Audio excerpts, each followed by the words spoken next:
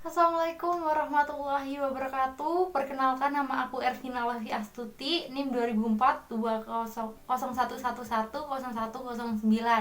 Nah, kali ini tuh aku bakal bahas singkat mengenai eating disorder nih. Nah, kalian udah tahu belum apa sih eating disorder ini? Jadi, eating disorder itu adalah gangguan pola makan yang dialami oleh penderita yang mengalami kekhawatiran akan bentuk tubuh mereka. Nah, rata-rata penderita eating disorder ini mempunyai obsesi yang besar terhadap bentuk tubuh nih. Nah, mereka itu akan melakukan kegiatan yang bahkan membahayakan diri mereka untuk memenuhi obsesinya tadi.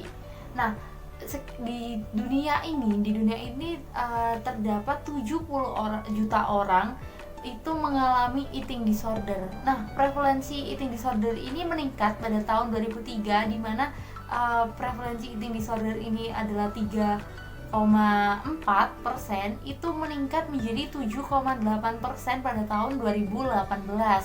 Nah, untuk di Indonesia sendiri prevalensi eating disorder itu juga cukup tinggi ya. Nah, di Indonesia itu terdapat 37,3% itu adalah penderita eating disorder. Nah, ada penelitian di Semarang, lebih tepatnya di sekolah model di Semarang itu menunjukkan bahwa 67,8% model di sana, model remaja itu mengalami kecenderungan akan eating disorder. Dan ada juga penelitian di Jakarta sebanyak 55% penderita eating disorder itu adalah usia remaja. Nah, dengan 13%-nya siswi itu akan melakukan tindakan puking atau muntah secara disengaja. Lalu faktor-faktor apa aja sih yang mempengaruhi dari eating disorder ini? Ada beberapa faktor nih yang mempengaruhi dari eating disorder. Yang pertama adalah faktor biologis, itu dimana eating disorder ini dapat timbul di keluarga yang memang mempunyai riwayat eating disorder ataupun gangguan lainnya seperti itu. Dan yang kedua adalah faktor psikologis, di mana seseorang memiliki kepribadian yang kaku, perfeksionis, dan juga memiliki kepercayaan diri yang rendah. Dan yang ketiga adalah faktor lingkungan, di mana lingkungan ya ini keluarga yang overprotective seperti itu. Nah, hal ini tuh menyebabkan tekanan stres pada anak, tekanan stres dan tidak mendapatkan dukungan kepercayaan diri. Dan faktor yang keempat atau yang terakhir adalah faktor sosiokultural, di mana adanya tekanan yang berlebih terhadap standar kecantikan yang dibuat oleh masyarakat itu sendiri.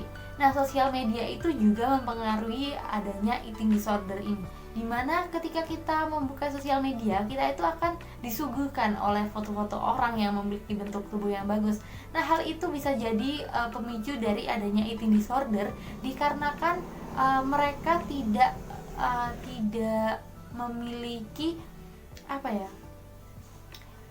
merasa bahwa dirinya itu selalu kurang seperti itu. Nah, eating disorder itu dibagi menjadi 3 bentuk. Yang pertama adalah anoreksia nervosa. Nah, anoreksia nervosa ini adalah penderita itu akan melihat diri mereka itu sebagai orang yang berlebihan berat badan. Aslinya sama sekali tidak. Bahkan mereka itu cenderung sangat kurus, bahkan mendekati fase yang berbahaya. Nah, anoreksia nervosa ini juga dapat diikuti oleh perilaku puking tadi atau memuntahkan makanan secara sengaja seperti itu. Lalu apa aja sih gejala yang dapat ditemui oleh penderita anoreksia nervosa ini? Yang pertama adalah mereka itu akan sering kedinginan dikarenakan suhu tubuh mereka itu rendah. Yang kedua adalah kedua otot dan tulangnya melemah.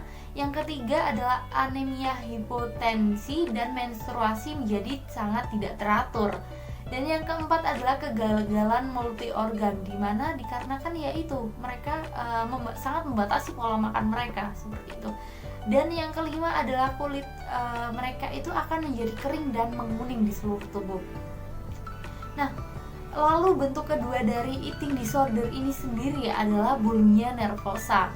Nah, bulimia nervosa itu adalah ketika penderita itu ingin sekali langsung membuang makanan yang mereka makan secara paksa dan tidak sehat tentunya.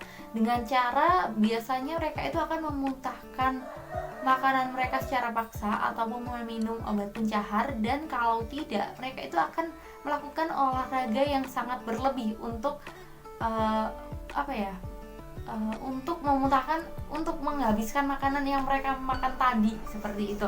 Nah, hal ini itu dipicu karena kekhawatiran mereka terhadap bentuk tubuh yang akan diperoleh jika mereka itu makan terlalu banyak, seperti itu.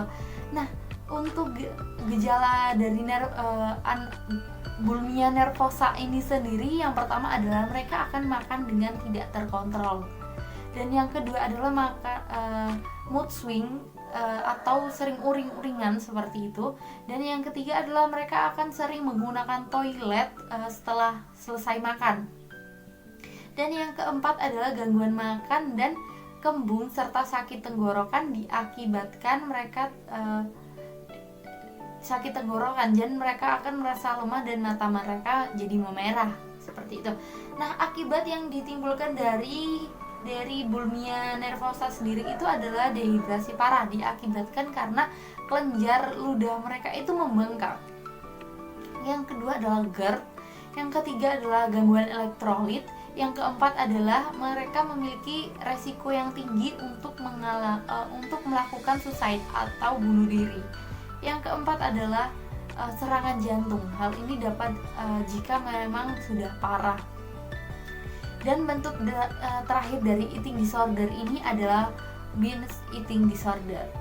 Nah, penyebab gangguan ini adalah menyebabkan penderita itu akan makan secara cepat dan juga dalam porsi yang sangat banyak meskipun mereka itu tidak lapar. Nah, hal ini tuh dilakukan karena mereka itu ingin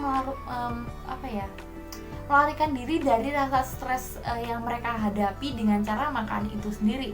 Nah, rata-rata penderita gangguan ini akan memiliki berat badan yang sangat berlebih atau bisa dikatakan obesitas.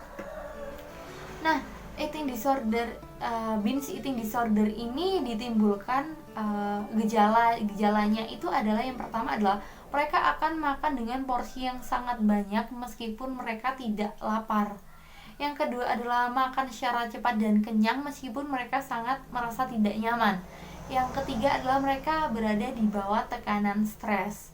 Nah, beberapa akibat yang timbul dari binge eating disorder ini sendiri adalah, yang pertama adalah obesitas. Yang kedua adalah diabetes tipe 2, dikarenakan yaitu tadi pola makan mereka itu sangat acak-acakan seperti itu. Mereka bisa aja menghabiskan coklat yang sangat banyak. Intinya gula mereka sangat tidak terkontrol sehingga memicu adanya diabetes tipe 2 ini. Yang ketiga adalah hipertensi.